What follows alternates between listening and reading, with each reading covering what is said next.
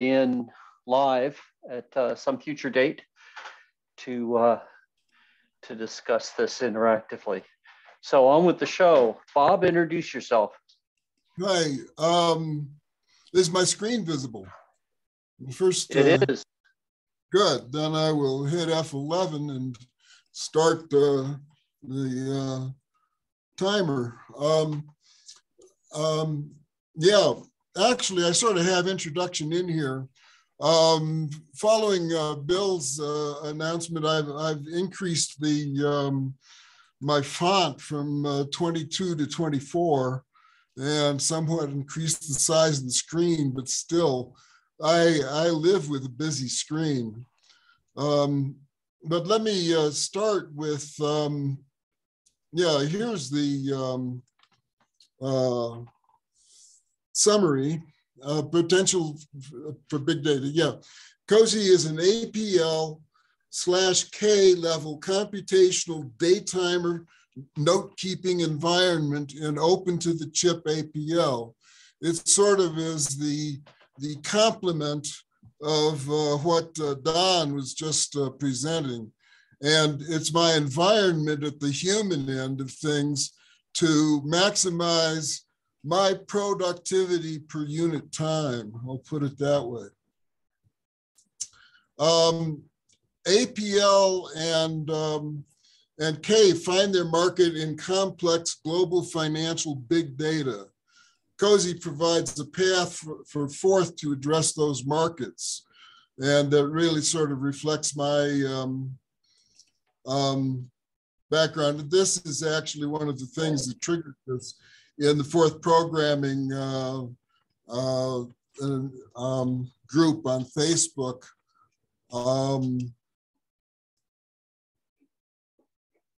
I think I must have hit something wrong.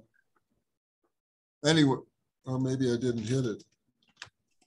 Yeah, I didn't hit it.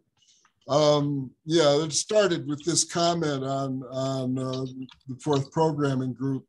The more and more tasks like big data handling, archived signal processing appear even in the embedded world. 4th has no answer to this. Either some 4thers reinvent 4th or it will shrink to about non-existence within its niche. Now,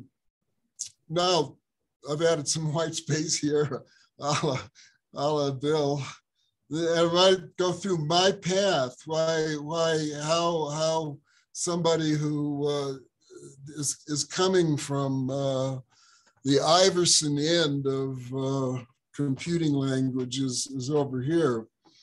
But I did do time on a PDP-8i lab computer. And actually, I recently, this good YouTube here on, except for the ad. My job is to make college easy. Shut up. That's an Arduino in 15 minutes. And what it really impressed me with is that what the Arduino trip is essentially like the PDP-8i with the Schmidt triggers and the A to Ds and the D to As and so forth, and also apparently has a very good interface. In any case, even with that, even with on the PDP-8, we were making visual random dot patterns and so forth on the oscilloscope, which was fed through the D to As. But I was interested in understanding how brains work. I wasn't particularly interested in AI.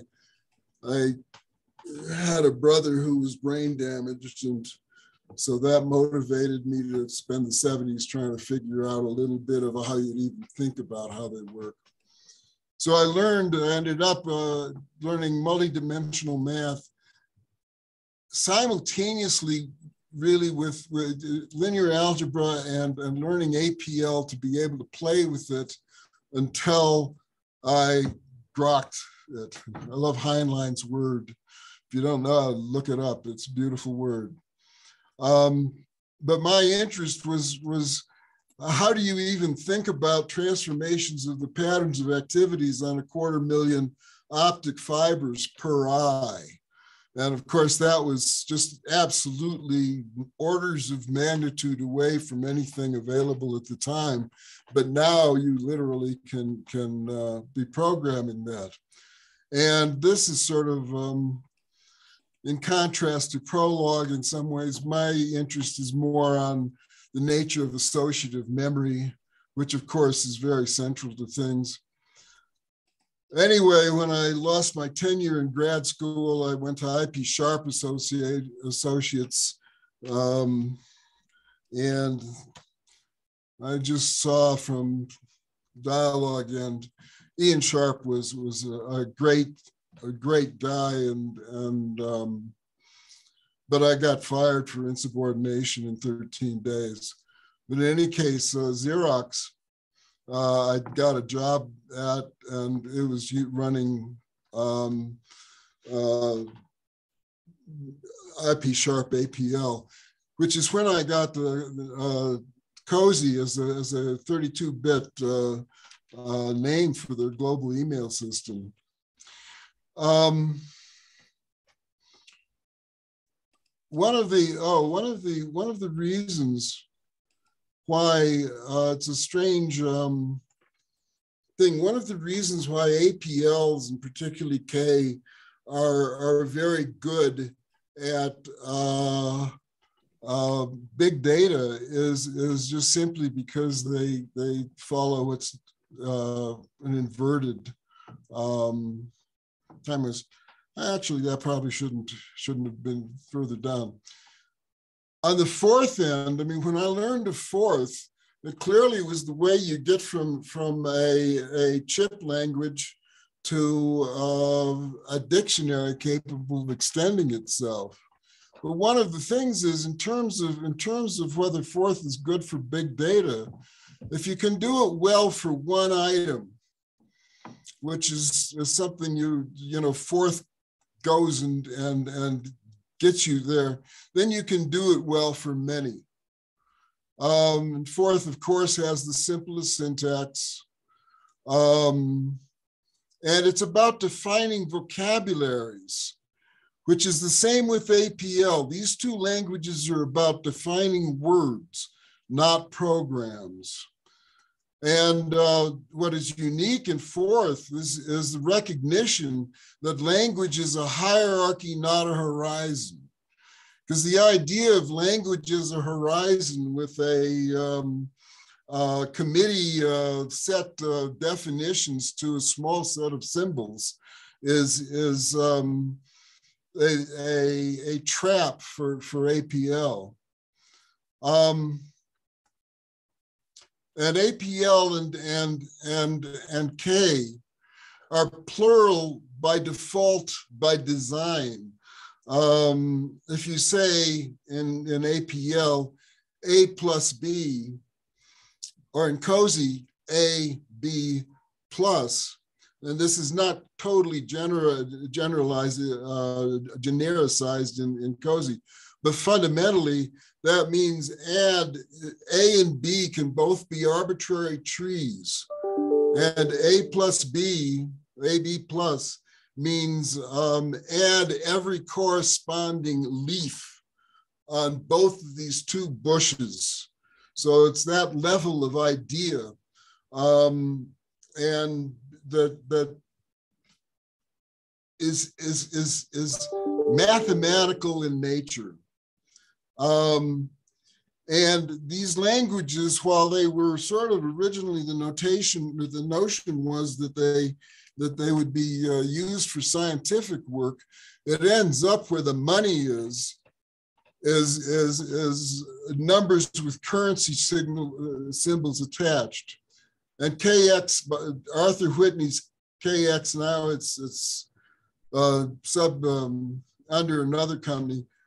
He sold it for 50 million, but 1010 data run by some of his old associates and so forth. One interesting thing, 1010 data, trillion trillion row spreadsheet. Now K or CoSy is, oh, this is a repeat. Yeah, I should have, I'm gonna erase this. You know, this may not be PowerPoint, but I mean, it's my environment that, yeah, it's CoSy. And where were we? Yeah, this is the issue, the fact that a surprising source of APL and K speed is that it stores things very naturally as columns. Okay, let me open another window here and actually show at least a little bit of what CoSy looks like. And you'll see the nature of the words are about objects themselves. I was trying to think of an example of a database structure, directory structure, my directory here. Let me notice one of the things is I'm hitting F6 whenever you see something happen other than starting a job, which is Control F9. But okay, so there's the directory for on 4th.CoSy. This is the directory that you'd find online too. But I don't know how to talk to online, which is, yeah, easily so. But anyway, this line converted this into a list. It split it on line feeds. So here, each one of these is actually an individual list. So this is a list of all those lists. And I stored it as T0. I'm just gonna, I'm chopping off the first 5 lines, cutting off the first 5 lines, the last 3 lines, then eliminating all lines with dir, and deleting redundant blanks on each of those and storing that. So that looks like this. I now have it down to that. Because actually some of these file names are multiple things. First, I'm taking the first 3 items, which are the date, time, and size, and then the dropping those 3. So that's whatever the file name is, and then CL is catnating. I'm catnating those together and enclosing it and doing it on each of those pairs. And why did, maybe I didn't execute that line. Oh, right, I didn't. This is, and let me go, yeah. So this is the list at the point where I just went and did it. Now I'm concatenating them together, and the effect of that was that there are some lines in here where, yeah, here, this line, for instance, is got, you know, the first 3 are fine, but that's where that line came in. And I can 5 minute warning, Bob. 5 minutes. Yeah, I see 6 per unit. Okay. In any case, yeah, I'm not that bad on time. But here's where you get into the value of, and also the structure that you're going to use for big data, is these are now split into the different columns. So you can do all your logic on those columns.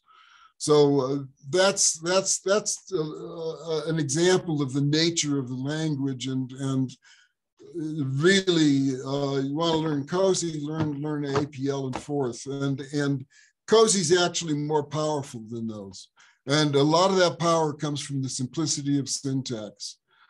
But despite CoSy, you know, being able to do these things, and I just am not interested in that. Well, I'm mostly interested in being a cockpit for just my everyday business. And boy, I'm learning that what I'm really aiming for is wanting a unified environment through essentially getting a web interface. And that's where I need others' expertise. And the data that I'm interested in is my own email contacts, telephone logs, accounts, and again, it's maximizing my productivity per unit time, and that requires a constant updating of the environment itself, which is in its own language. Yeah, but I am interested in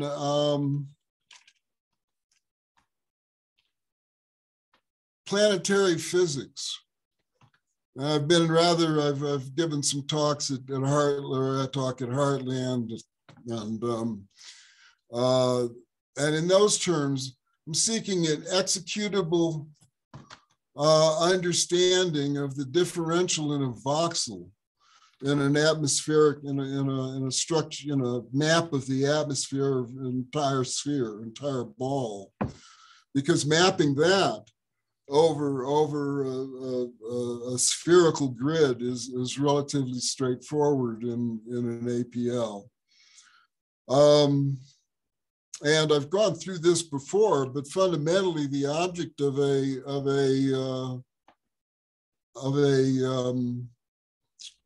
word in CoSy, the header is simply the type, which allows generic verbs choosing appropriate algorithms.